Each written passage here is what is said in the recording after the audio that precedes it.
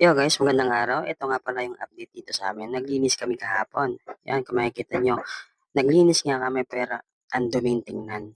Yan, tinanggal namin yung mga kahoy, tapos yung nag-layout kami dito. And then yung mga yero, inalis na rin namin doon sa taas. O, di ba? Malawak na yung paningin natin. And yung hangin is buwelo na. Kaya mahangin dito kahapon eh. Yun, ito nga pala yung may takip is ano yan, yung kinalutan ko para lalagyan siya ng poste. Kasi 3 poste na lang yung natira dito sa bahay namin eh. So, kailangan natin magkalot para lagyan ng isang poste pa para maging 4 yung poste natin.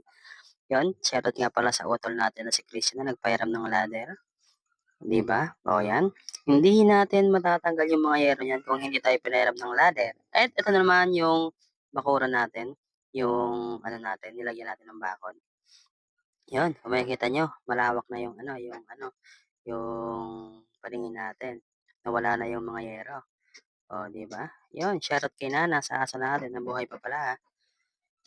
At ito naman yung ano natin, yung kinalatan natin kahapon. Yan, naka yan dyan. Yan yung 3 poste. So, kailangan natin ng kalutan para malagyan ng isa pang poste. Yun guys, sabaybayan niyo ako, follow niyo ako, at samahan niyo ako sa pagtayo ng aming munting bahay. Yun, thank you so much sa panonood.